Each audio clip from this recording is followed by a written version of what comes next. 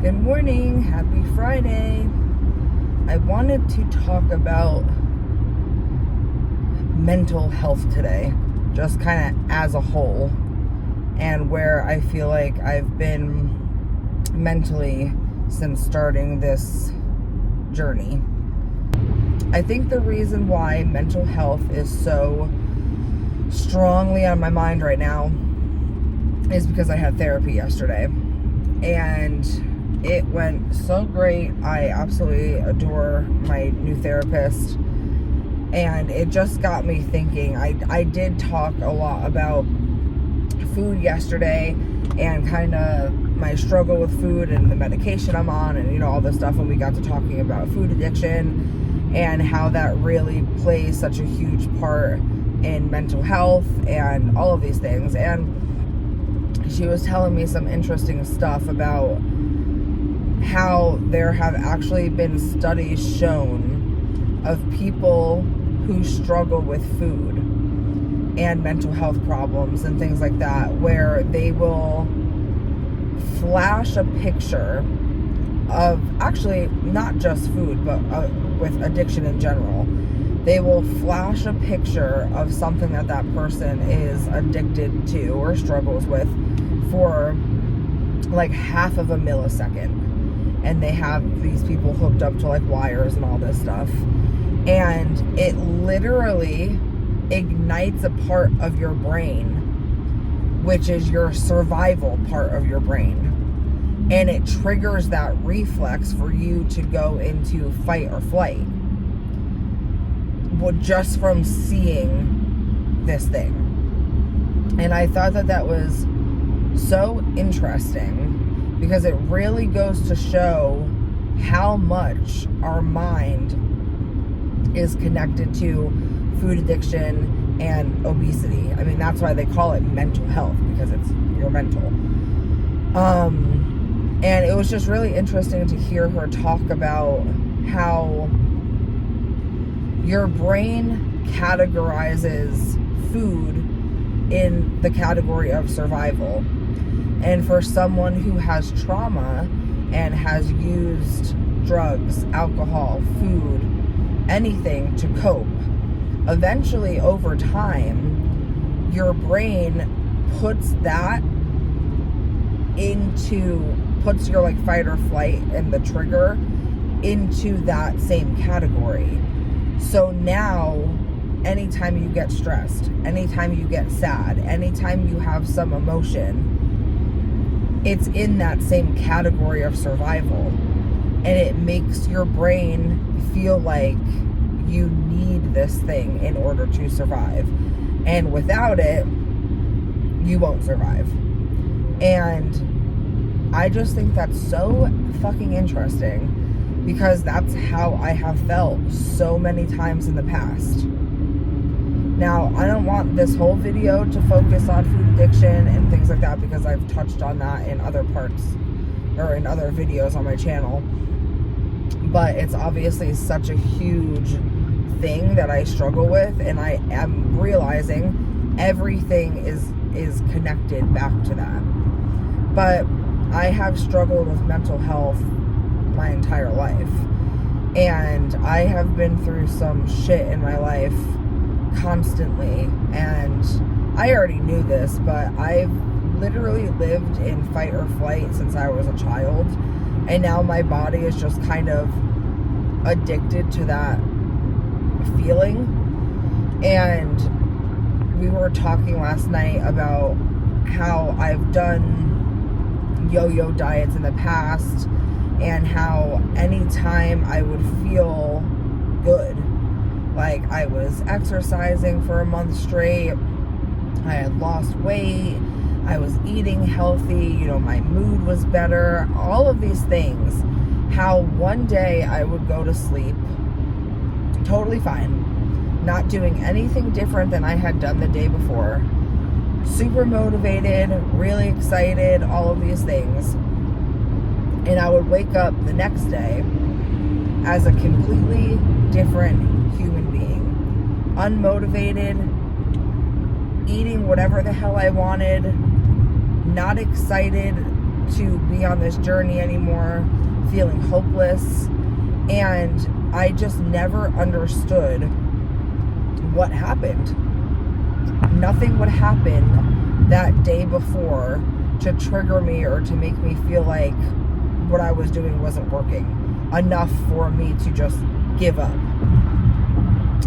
And we were talking about, I've always thought that it was some form of like self-sabotage, but never really figured out why. And yesterday we were talking about how my brain is just so used to being stuck in the chaos that when things are going well, or when things are too quiet, or I'm not stressed, or I'm not anxious, or whatever, my brain will find a way to stir up chaos because it's not comfortable in anything other than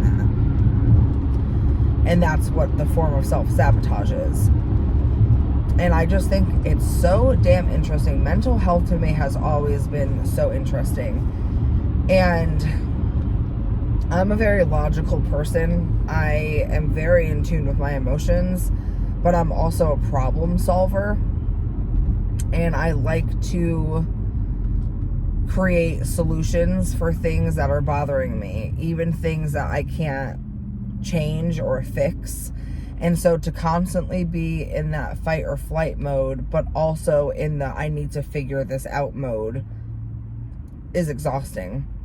And sometimes I have a hard time juggling the want to exercise, or the want to get healthier, or the want to eat right, or take care of myself, and, you know, basically do anything other than like take care. Like I need to, I'm not wording this correctly. I have a hard time not getting out of my own head. I'm so consumed and so focused on trying to always fix things up here, and it's so exhausting that I don't have room for anything else. Even though I know, logically, fixing everything else is going to make up here feel better. And so that's why this year I'm really taking the time to tackle not only my physical health, but also my mental health, in hopes that hitting it from every end and every angle will be enough to help. So, yeah, I've struggled with addiction, obviously, the food addiction, the depression, anxiety, PTSD from past relationships. And my anxiety, I can't remember if I talked about it on here or on TikTok, but my anxiety in 2022 got really scary. It was almost like paranoid anxiety. I thought it might have been a like paranoid OCD, but I did see a psychologist, and she didn't agree that it was that it was OCD. It was just a nurse practitioner that I saw, so she was not like a legit psychiatrist, just someone that could prescribe medication. And I was having these delusional, paranoid, which I knew that they were not. I knew that they were delusional. I knew I was being paranoid. I knew that they were irrational, but I was having a hard time not listening to them. And I was having these random bursts of thoughts of like, it could be the middle of the night. I could have not done laundry at all that day, and I would have woken up and thought that my cat was in my dryer, and I could not fall back asleep until I got up and checked to make sure that she was not in the dryer. And then that would turn into, well, what if she got outside? And so I would go around my entire house and look for her. And I had that with all of my animals. I would randomly in the middle of the night have to get up and go and check to make sure that they were all like in the house and okay. Even though I knew they were, my brain was like, well, what if they're not? And that thought of, well, what if, was too strong. I physically felt symptoms. My heart would race. I just couldn't do anything else until I knew that they were not anywhere but safe in my house. Then I would have random thoughts surrounding fire for some reason. And I left for work one morning and left my laptop on my bed. And I have a Mac, an Apple. And the bottom of those don't have vents. So it doesn't get hot because the fan goes out the back. So the bottom of it doesn't get hot like other laptops can. And I know this. I mean, you probably still shouldn't leave it on your bed, but anyway.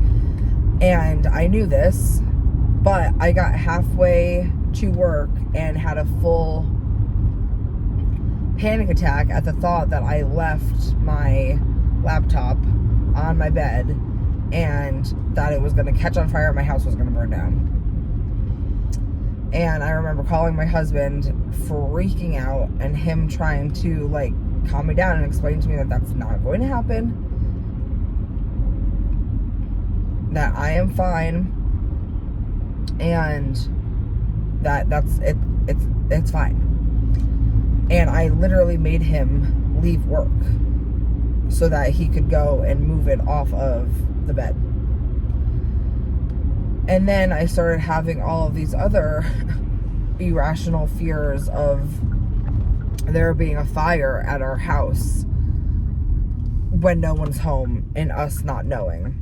And so we made the decision to buy an alarm system that came with separate smoke detectors. That way, God forbid, if there was ever a problem, we would be alerted, the fire department would be alerted, all of those things. For a while, I had a really hard time like driving, and driving has always been my biggest escape. I love driving. I could drive all the time. Put my music on. That's when I do my best thoughts, which is why I think I like doing these car vlogs so much. And there was a time period where I was like terrified to drive in the rain specifically.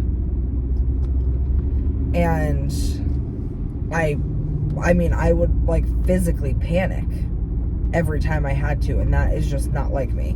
So anyway, I went through all of that in 2022, and I saw the nurse practitioner who prescribed me Prozac. And I took that for a while, and it helped significantly.